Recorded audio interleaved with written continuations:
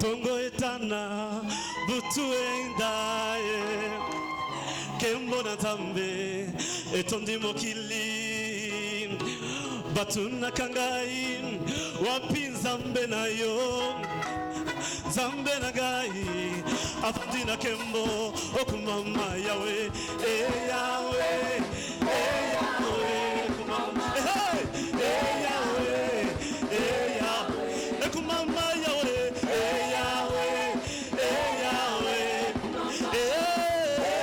yawe namokili batuna kangai wapinza mbe na yo na yanoli na lolendo avadina kembo engambe mubali zambe yosonga kasimate tikala netola yo makasinanga ekumama yawe yawe yawe kumama yawe yawe ekumama yawe yawe yawe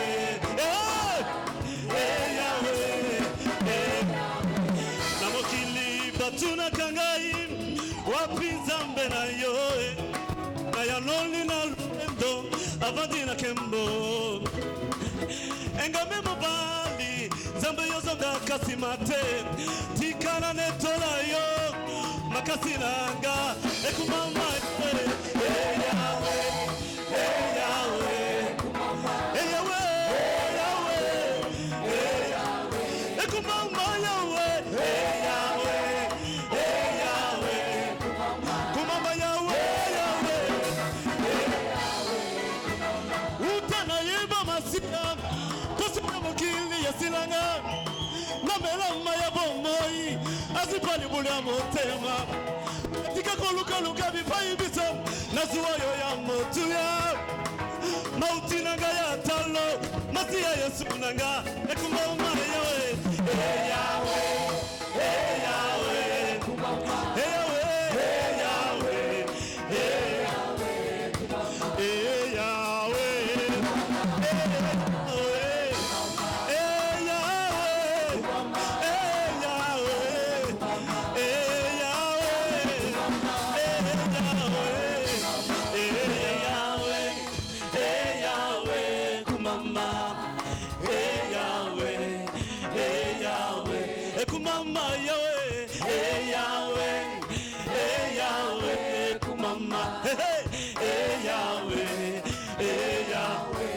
namokili batuna kangai wapinza mbe na yo na yanoli na lolendo avadina kembo engambe mubali zambe yozonga kasimate tikala netola yo makasinanga ekumama yawe yawe yawe kumama yawe yawe kumama yawe yawe yawe kumama yawe namokili batuna kangai wapinza mbe na yo na yanoli na lolendo avandina kembo engambe mubali zambe yozonga kasimate tikala netola yo makasinanga ekumama yawe yawe yawe kumama yawe yawe yawe ekumama yawe yawe yawe kumama yawe yawe ekumama yawe yawe yawe kumama yawe utana yeba masia poso ya mokili yesilanga na melama ya bomoi azipali bulu ya motema natika koluka bipayi biso nazuwa yo ya motuya mauti nanga ya tanlo masiya yesu nanga ekumama yawe yawe yawe kumama yawe ekumama yawe yawe yawe kumama yawe yawe oh yawe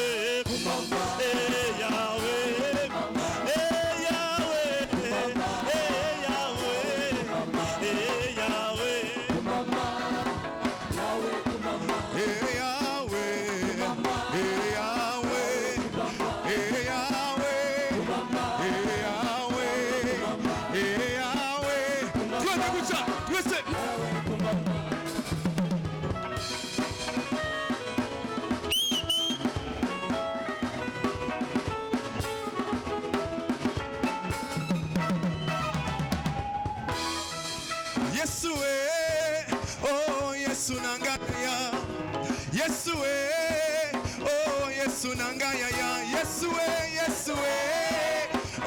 Yesu nangaya ya Yesu oh Yesu nangaya ya Yesu oh Yesu nangaya Yesu oh Yesu nangaya Yesu oh Yesu nangaya Yosalinzambe Yosalinzambe Yosalinzambe Yawe kumamba Tikana yembela yo Tikana santola yo Tikana benela yo Yawe kumamba Tikana yembela yo Yawe kumamba Tikana kumbisa yo Yawe kumamba Tikana lembela yo Yawe kumamba Tikana yembela yo Yawe kumamba Yahweh kumamba Yahweh kumamba Yahweh kumamba Yahweh kumamba kumamba kumamba Yahweh Yahweh kumamba kolonanga kumamba Yahweh Yahweh kumamba kolonanga kumamba kumamba Yahweh Yahweh kumamba kolonanga kumamba kumamba Yahweh kumamba kumamba Yahweh kumamba kumamba Yahweh kumamba kolonanga kumamba kumamba Yahweh kumamba kolonanga kumamba kumamba Yahweh kumamba kolonanga kumamba kumamba Yahweh kumamba kolonanga Yahweh kumamba Yahweh kumamba Yahweh kumamba Yahweh kumamba Yahweh kumamba Yahweh kumamba Yahweh kumamba Yahweh kumamba loué loué loué loué Jésus loué loué loué loué loué le roi loué loué loué loué loué Jésus loué loué loué loué loué le roi loué élevé élevé élevé élevé élevé élevé élevé élevé élevé élevé élevé élevé élevé élevé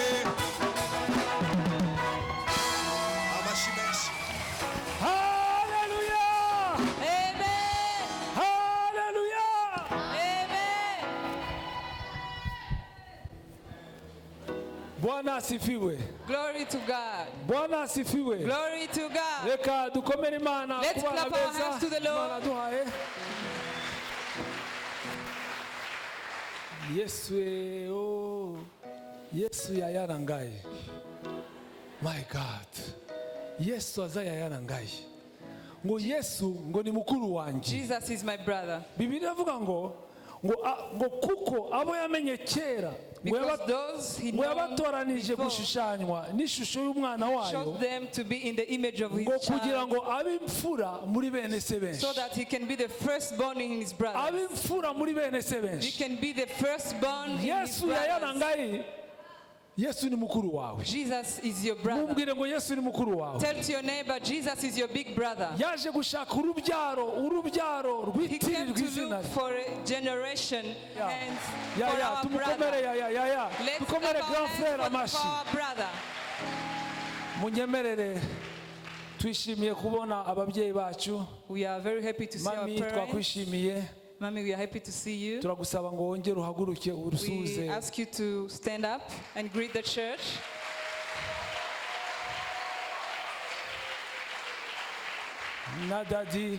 Na dadi rwose turakwishimiye dadi. And Daddy, we are happy to see you too. Reka aze tukomere Imana amashi. Reka duhaguruke We are going to dukomere clap Imana our amashi. hands to the Lord.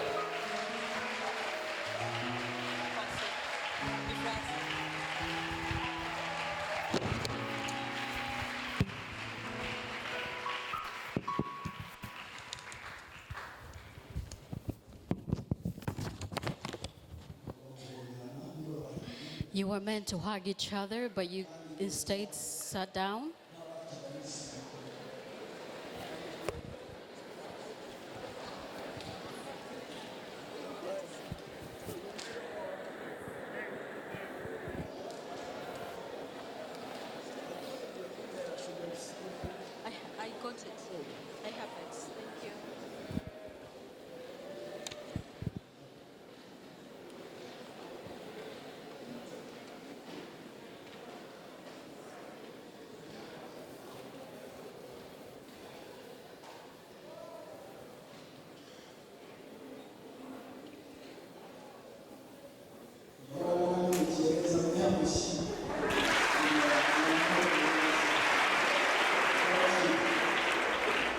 Praise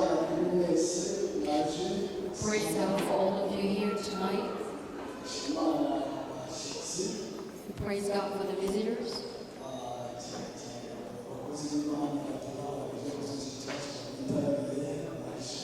The servants of God from other churches were here.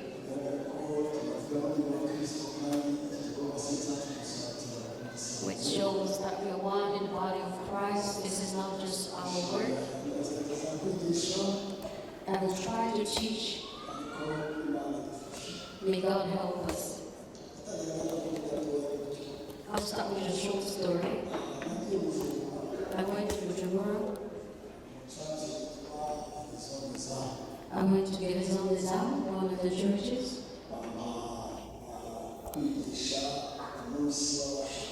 They gave me to teach on a couple's day.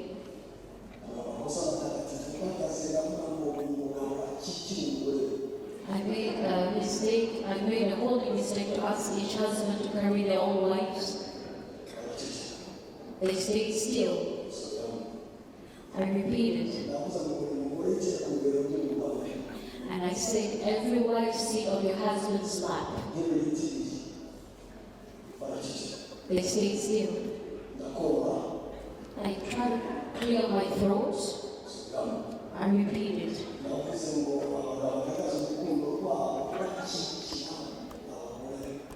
I said, all the husbands carry your wives on your lap as a sign of love. They stayed still. And I stayed still. And I thought that with time they will hear the apostolic comments.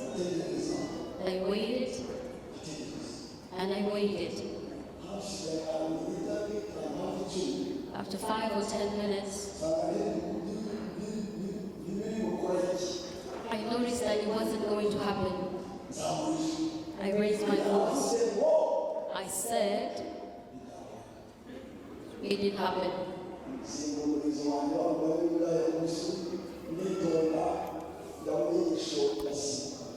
I acted like a dog that has just got beaten and put its tail under its between the legs, and I continued.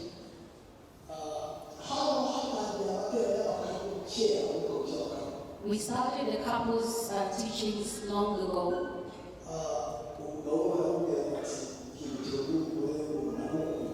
And we asked one man to turn around and tell his wife, I love you. And he said he couldn't do it. And we said, tell her you love her. And he said, I can't say that. And the pastor asked, why don't you say so? Don't you? I said, she knows. She knows.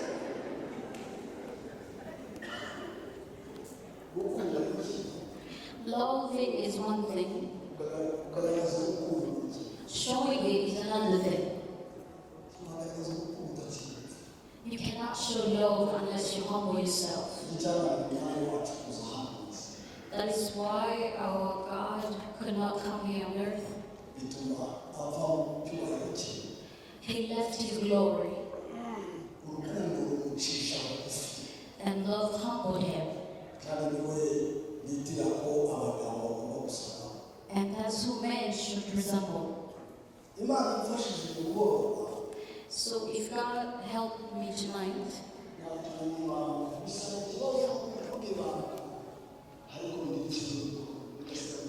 I could share the secret, but the problem is I wish this could happen, not just stay in terms of principles.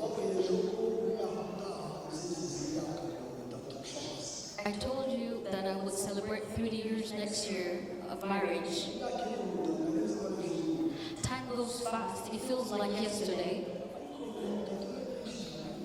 But 30 years is a lot of years. But one of the things that have helped me, it is this I'm going to talk about. And I will continue to hang on until Jesus returns. Because I will last forever. and I will not die soon. Because for those who know me,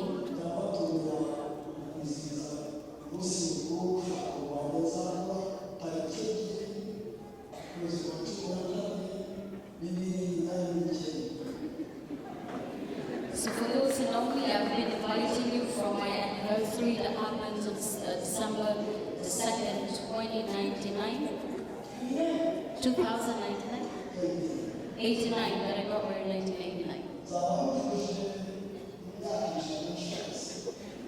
I will be celebrating my 100 years anniversary.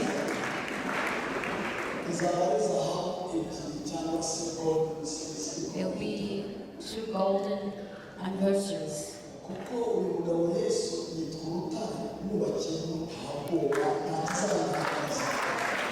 Because thou who built on Jesus is our rock. And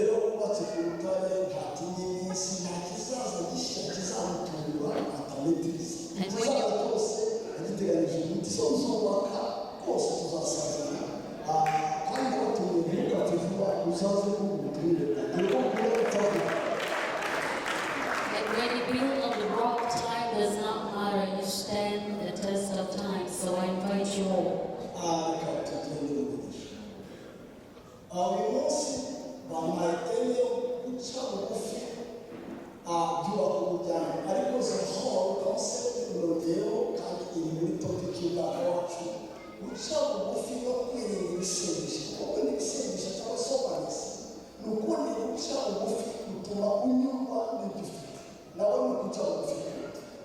Tonight we're going to share this theme that says humbling yourself is to stay sober. It builds you. So we're talking about another type of soberness tonight. This is the title of the message.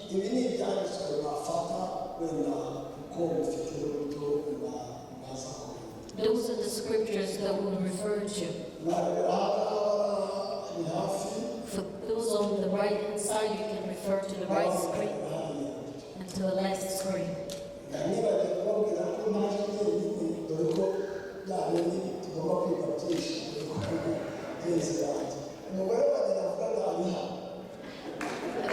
My wife that I was talking about is here. I said she's here. She came before me and worked in the different workshops with the moms. But today she's here.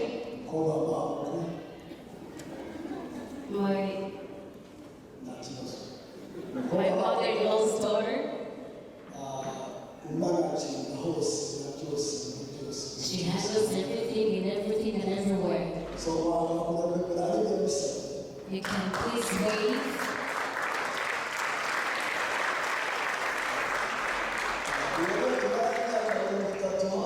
She's the one we have spent almost 30 years.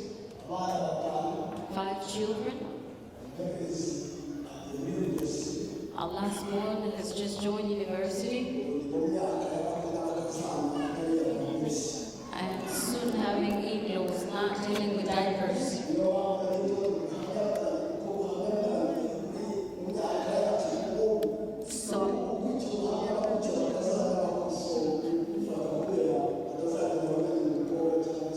So I'm careful about my testimonies because I'm at the age of in-laws. I might say something that catches up with me.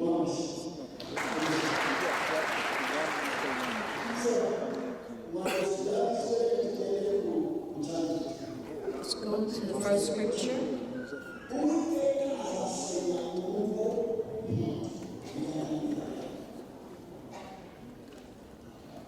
Let's go to the book of Proverbs 15.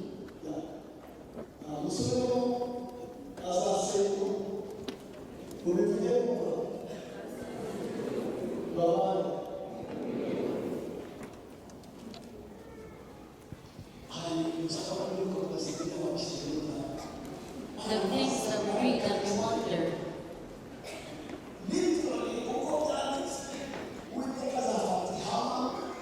Just the way it is written, the Lord would hold.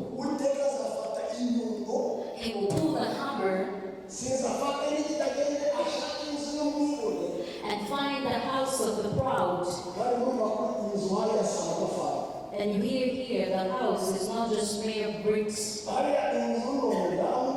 We talk about the house being the wife, the relationship between them, their children, the relationship, the fellowship, the love, the way they live together. Notice here he doesn't say the devil, the Lord himself.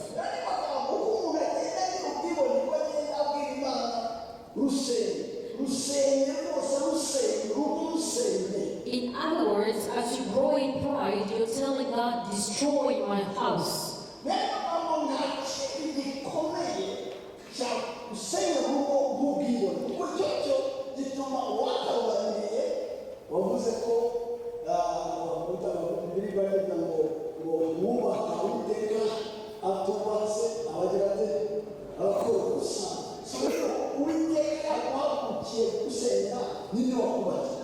So if we do not build on God himself, when you grow in pride, you condemn yourself to destroy your home. So if you do not let God build your home, just like the Bible says, when you don't build your home into the Lord's hand, you destroy it yourself with your own hands.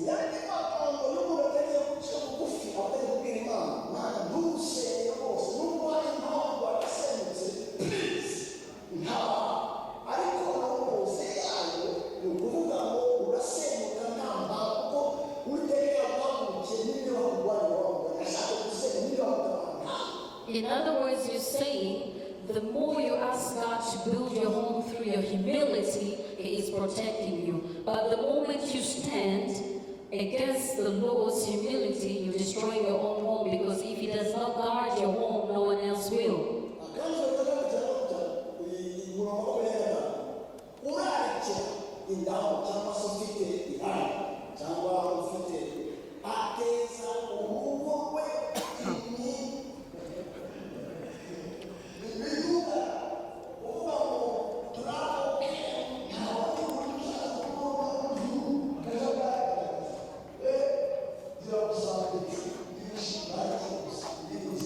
And verse 27 says, he who is greedy for gain troubles his own house, but he who hates bribes will leave.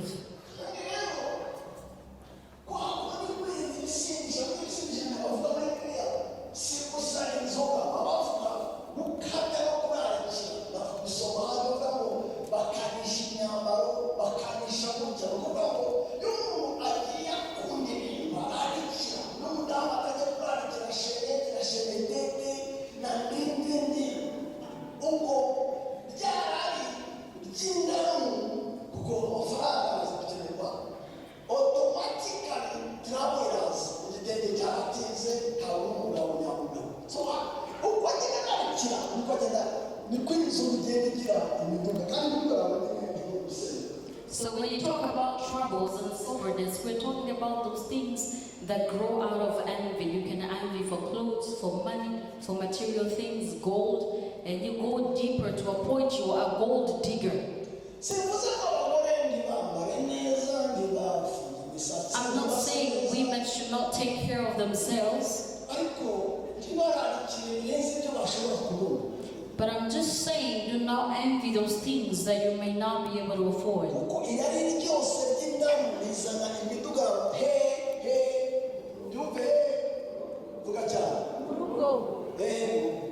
Because any of those things, such as envy, bring trouble into the home.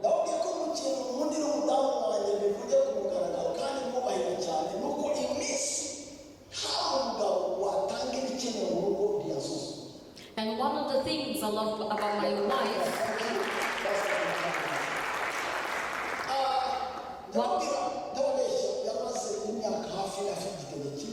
she spent almost 4 years with one cloth, one pair of shoes. Really?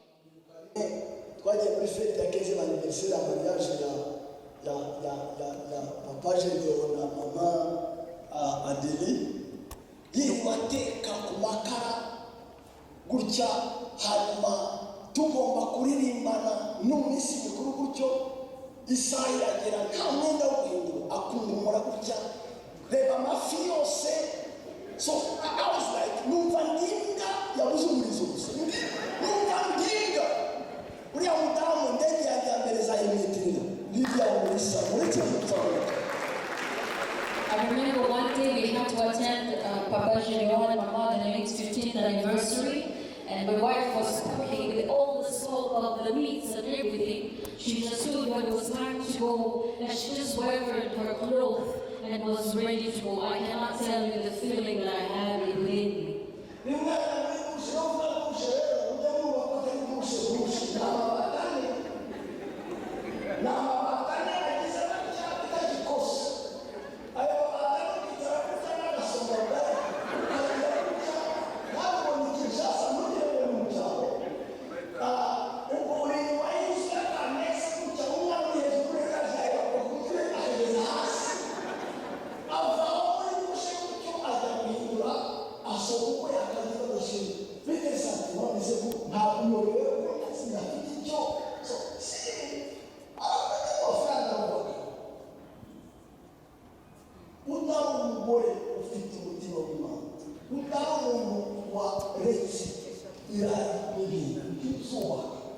Unless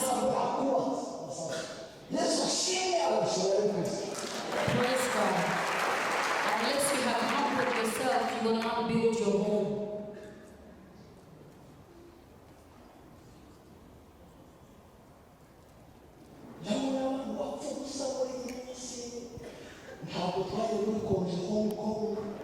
I see people fight about the holidays in Hong Kong.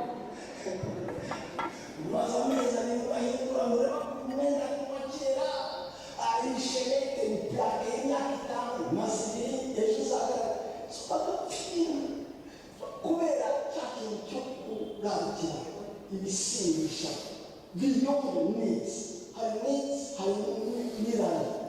Leo bakundwa ikintu kibiri ubwibone butuma mukunda atabigaragaza mu izina rya dignity rya kigabo no kurarikira no kutatita ku muntu w'imbere bituma mwagaragutse ahangana izingo cyane cyane nabwira abakora ubukristo bwanyu niyo termometere ya mbere igaragaza urugo rwanyu niyo termometere izagaragaza ubukristo bwawe. Ndati ubukristo bwawe cyangwa se ndati urugo rwawe rwerekeye ubukristo bwawe. Uyu munsi igihugu cyanyanga, abantu banyanga, n'amafaranga yanyanga n'ibindi. Ariko ufite aho urataha niba urajyana. Uziko natanga yavuye muri gaberekeni yajyanye n'ifi kandi yayisize. Yajyanye n'inkende kandi we yafashe. Yasohokanye kumutafasha. Yasohokanye n'ibingahe. Yasohokanye na Eva gusa. I will try to summarize. Yes. If a woman is not careful enough not to stay sober, she will not take care of her inner self and will stop to envy for things, for wealth, and take care of her outside looks. If a man is not humble enough, he will not be able to demonstrate his love towards his wife. Thank you. Yohana murazi cyane Yohana Amerika cyatanga nimuka bari kumurabize nimuka kunde ibyisi cyangwa ibiri isi umuntu nakunde ibyisi gukunda data wa twese kuba kurubitwe kuko ikiri isi cyose niki irari by'umubiri y'amaso kandi cyangwa kwibona urabona amagambo atatu iya mbere n'iki irari ry'iki rikurikiye n'iki ariya hanyuma hakaza ibyo bitatu rero nibyo bitumaze biraturuka kwa data nyamara ahubwo bituruka mu isi kandi isi irashirana no kwifuza kwayo ariko ukora ibyo Imana ishaka agira ati And through 1 John 2:15 through 17, there are three things that are mentioned in this verse: the lust of the flesh, of the eyes, and the pride of life. So wabitsinda ibyo If you win, if you overcome over these things, wakubaka you will build your home. kandi ariya n'imbaraga yaba ari iby'umubiri n'iby'amaso ni inyama naho iriya bwibone ni ukudaca bugufi. So urumva ko koze nzabusenya ni irari n'ubwibone zatsi. The envy and the pride are those two things that we need to overcome. Yes. Abafese nasomye ejo abatari bahari ejo mbone niba arabisubiramo cyangwa se arabisiba kuko twarabisomye ejo hano. We read in Ephesians, for those who were here yesterday. For those who were not here yesterday, raise your hands. Let me just go over it.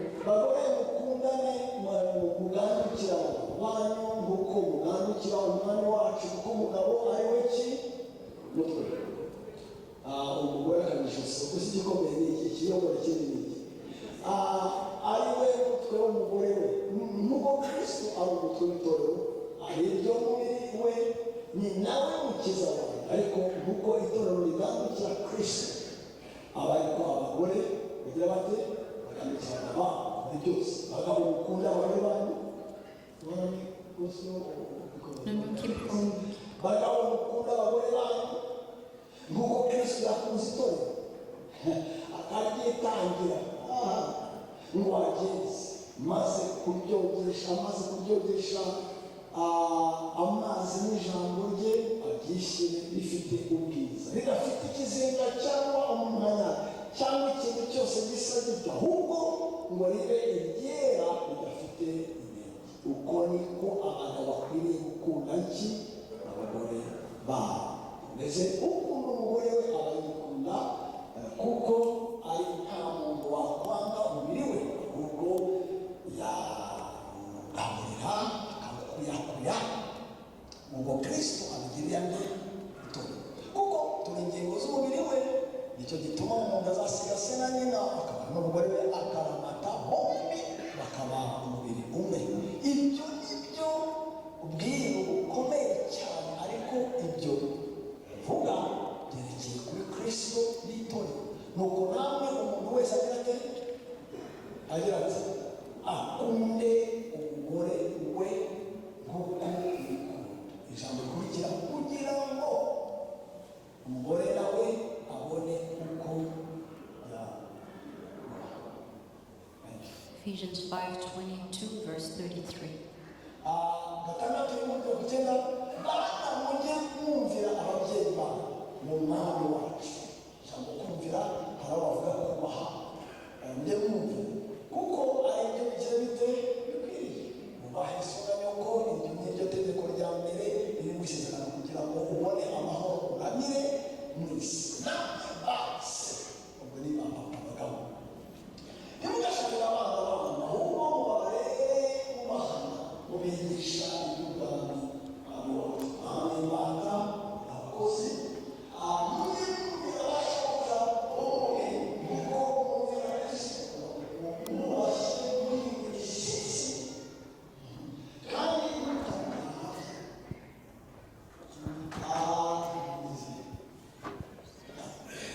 mutajyajya mu mitima yabo. Ntukabakorere babahagarikiye gusa ngo mumere nk'abanezezane abantu, ahubwo mumere nk'imbata za Kristo, mukore by'Imana ishaka mubikuye ku mutima, mubakorere mubyishimiye nk'abakorera umwami wacu, mutari nk'abakorera abantu, kuko muzi yuko wese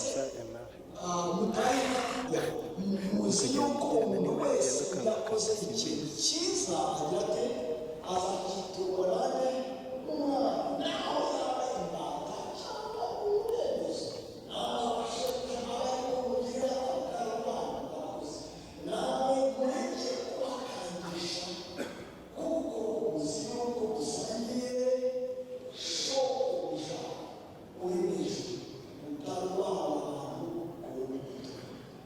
Ephesians 6:1-9.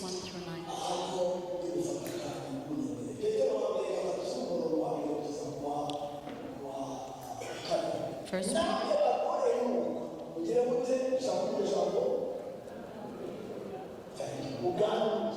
be submissive.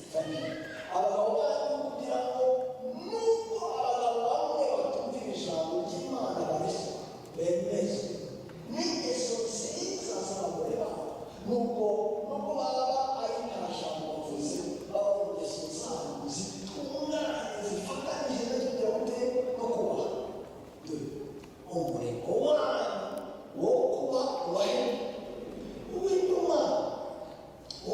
uw'inyuma aho uwo kuba imishatsi cyangwa wo kwambara izahabu cyangwa mukanisha ibijyanye n'ibisindisha imyenda ahubwo ube uw'imbere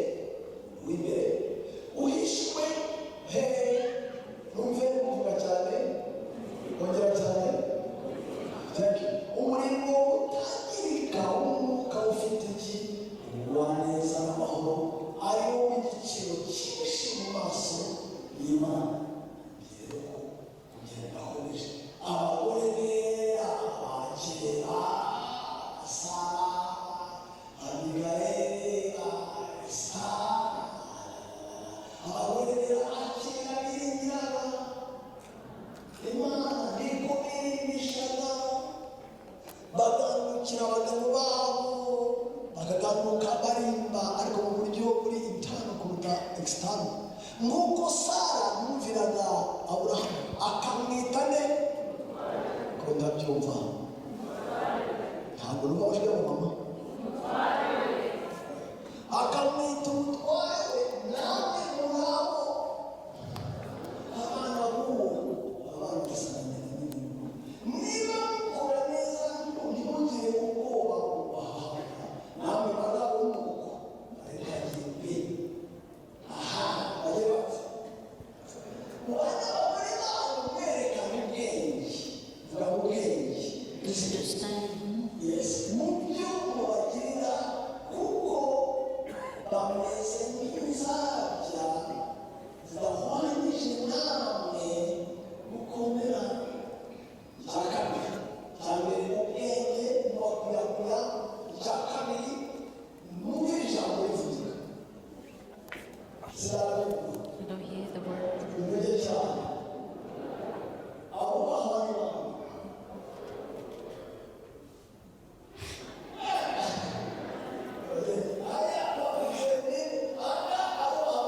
Who honors other. Say it loud.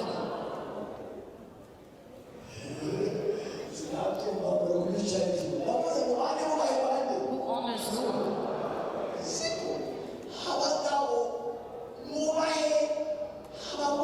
Husbands to honor their wives. kugira ngo amasengesho yanyu masakaramentu ahagaze amasengesho yanyu rero kugira nshatse kumuhagarika mu mwana arinde gusoma ibyagatatu ariko si ngombwa twabisomesha You know I could stop here.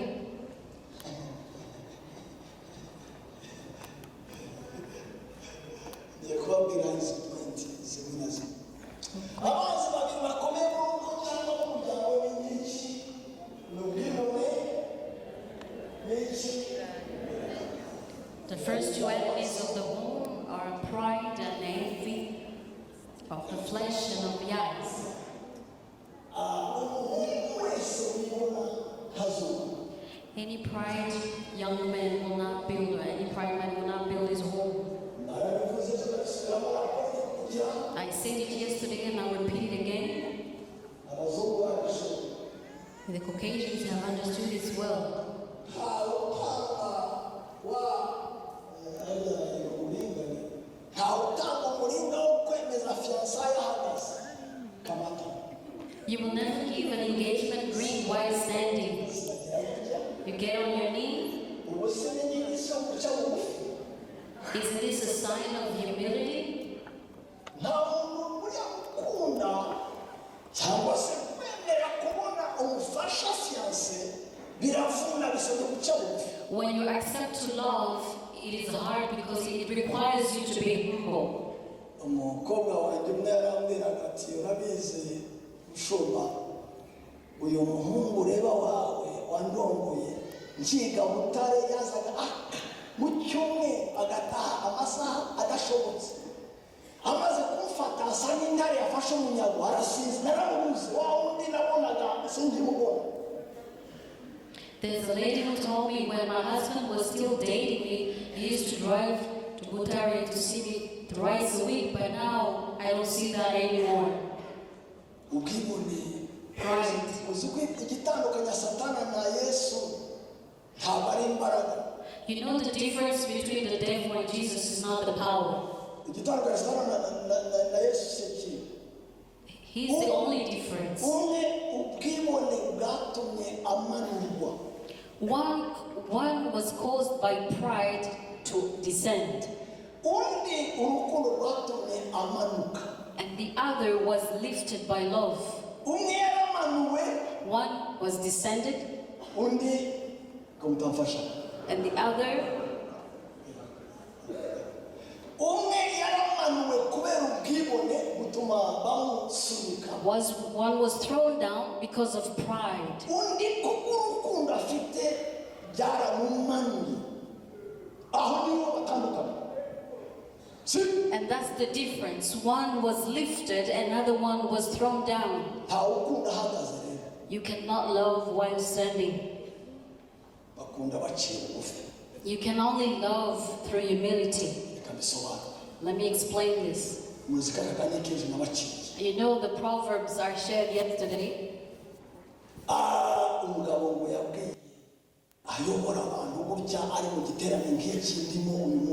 One man was leading a conference like today.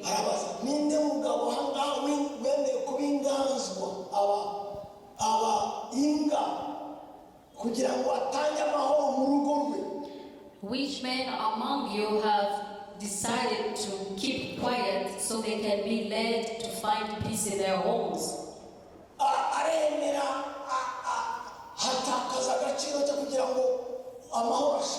He gave up his title to find peace in the home. And all the men lifted their hands. Only two did not raise their hands.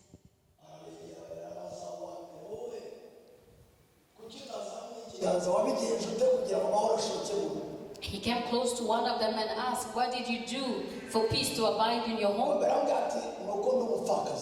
He said, "It is because I'm a widow."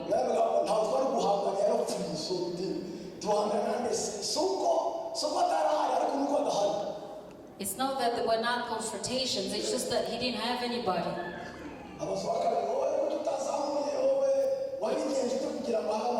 He asked the second one, "What did you do to have peace in your home since you didn't lift your hand?"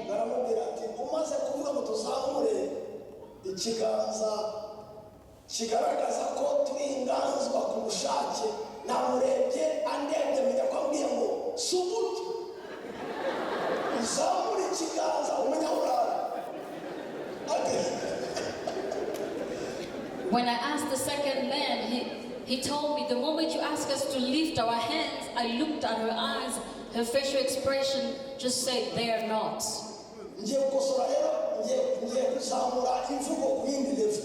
I'm going to take you to another level. It is not just mere humility. It is dying to self.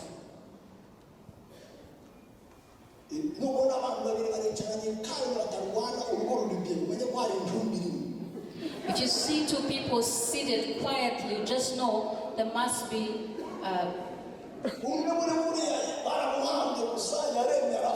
one of them must be dead and has just already been buried. Or both of them are dead. Because dead bodies do not fight. But as long as there's life, he speaks and you speak. You speak. The other one speaks. You speak. And the other one speaks. You give an opinion. Another one gives another opinion. Correct here. She corrects you here. You criticize them, and he criticizes you back. You raise your voice, he raises a voice. The neighbors hear. Because when you both raise your voices,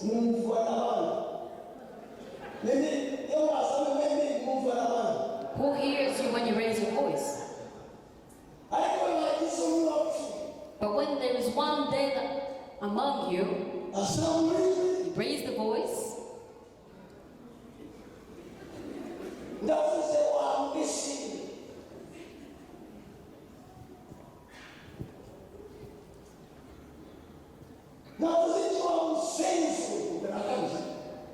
I'm going just exaggerating, but if somebody was to say, "What did I say, you idiot?"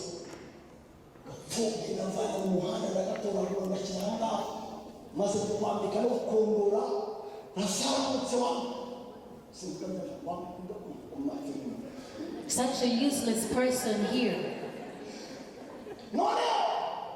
Then you call them names of all the different animals. He keeps quiet. What's next? The game is over. When you hit a tennis ball, another one hits back.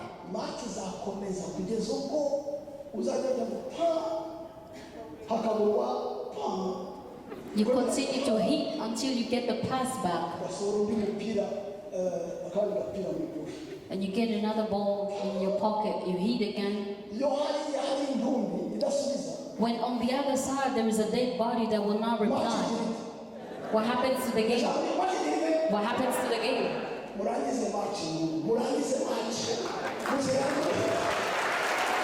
I wish you could end those games in your homes.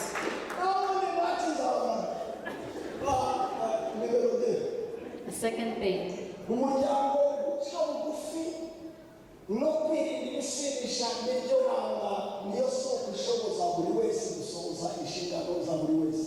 humility allows each one of us to fulfill what they're supposed to do in the home. For instance, a woman cannot submit unless she has a humble heart.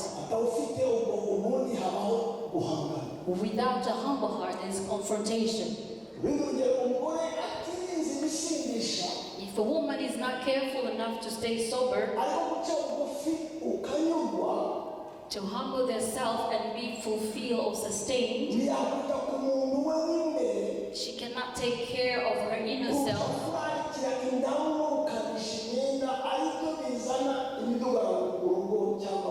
More than take care of the outward look that will bring confrontation in her home.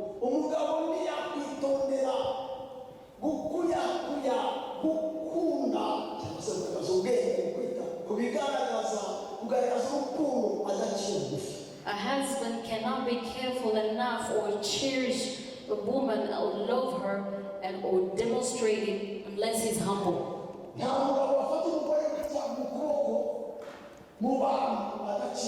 A man cannot hold his wife's hand in public unless he's humble enough.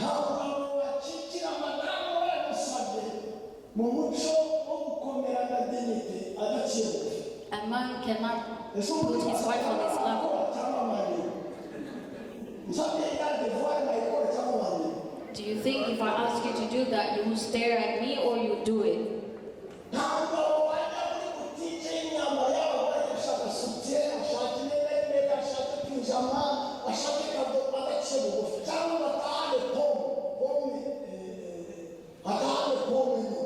A man, if he's not humble enough, will not go to a beauty shop to buy for women's underwear or go to the grocery to get an apple unless he's humble.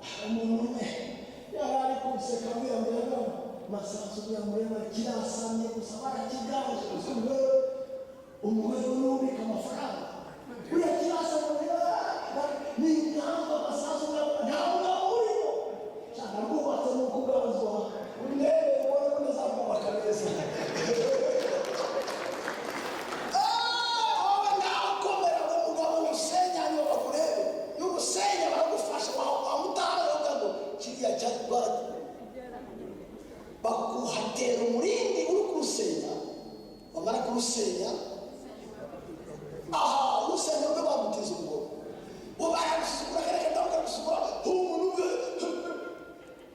fata gusa makuru maze usenya utwana tukufane uzambwira makuru cyangwa ubufi n'ubuyango kandagira ikiraro uzarukiza kuko ntabwo uzaba wapfuye ariko uzawuramira urugo.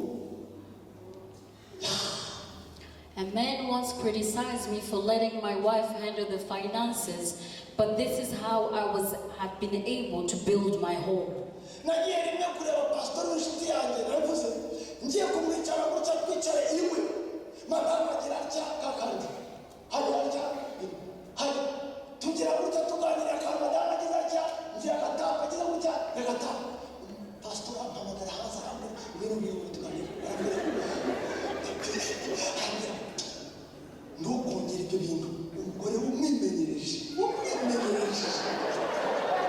I went to visit another pastor's friend, and while we were talking, I high-fived my wife. We kept talking and I kept high-fiving her.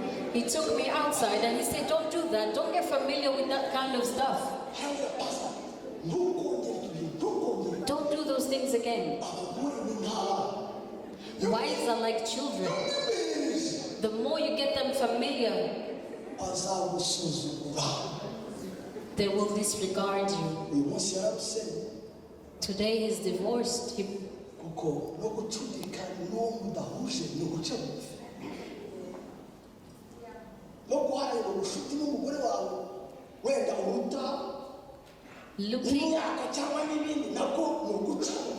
Looking for friendship between husband and wife requires humility.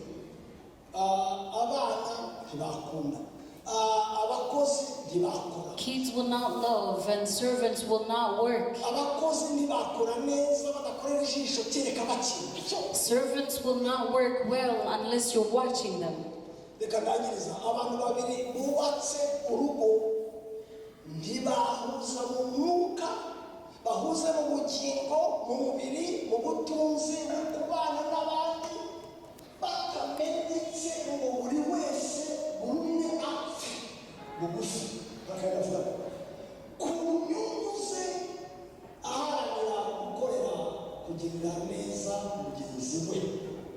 My third point is two people in a coupled marriage or in a marriage cannot be in one accord in their bodies, in their flesh, in their wealth, in their relationship with others unless they break down to be one, dying to self for the benefit and for the commitment to work and take care of the other one first. I finish.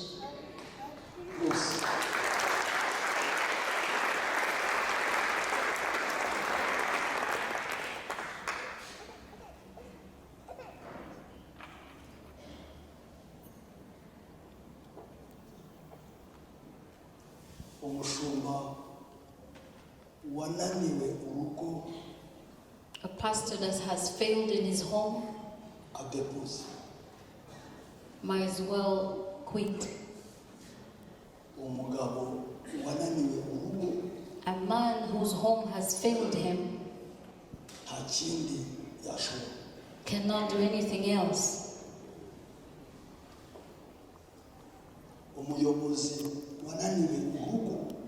A leader that has failed in his home cannot lead anything else. So because this is the engine of a great thing, let's give a sacrifice. None other sacrifice. It is dying to self. Dying.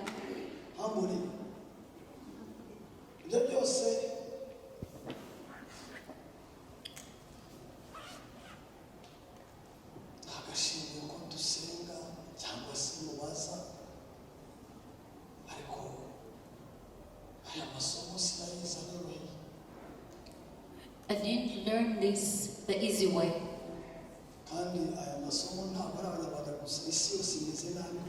It is not just for Rwandans, it's the whole world.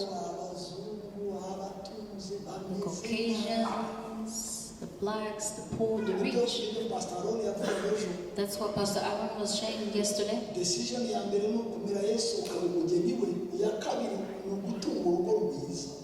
The first thing is to accept Christ, and the second is to have a happy marriage. Nje kubabwiriza hanga uyu mudamu tutakivugana neza atavuga amina mbora teatro. If I was here and not be in one accord with my wife, it's just a play.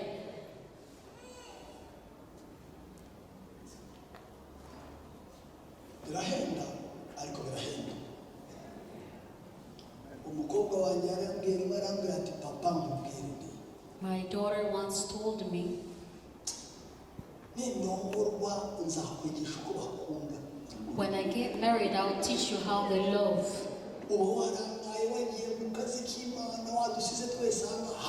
You're so busy in ministry and you leave us here. Just wait.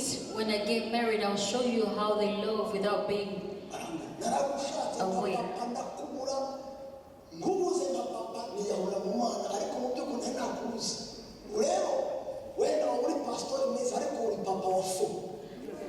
I looked for you, I longed for you as a dad, and I couldn't find you. Maybe now you're a good pastor, but a bad dad.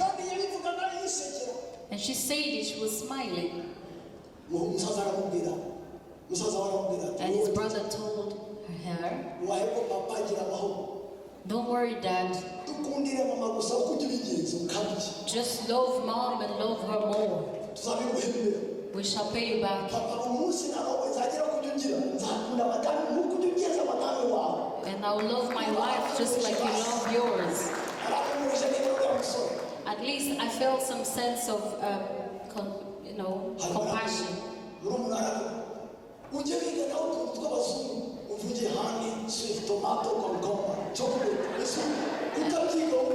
And the other brother told him, you need to learn sweet words like honey, sweetie pie.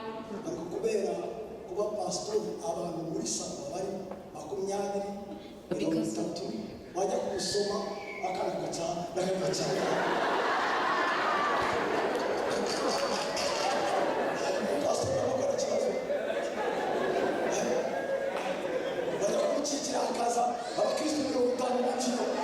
and when I want to be close, I see kids run and visitors.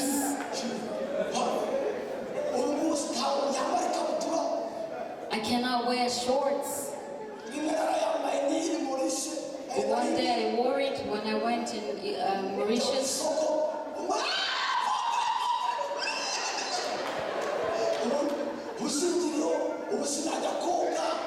Now I can't swim, yet I know how to swim. We're just living dead. Did I say that loud?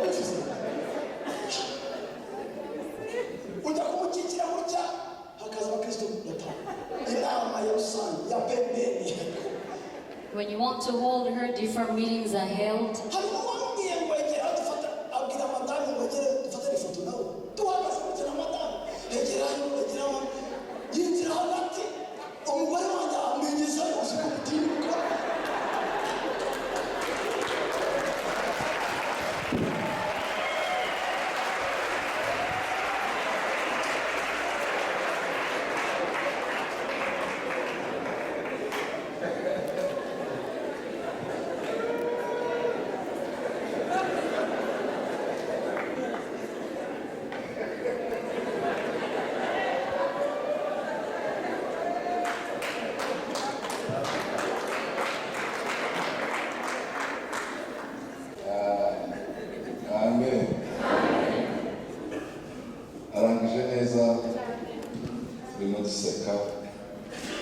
We ended with humor.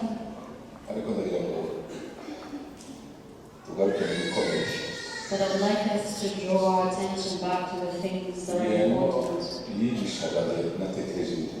While he was teaching, I thought about many things. We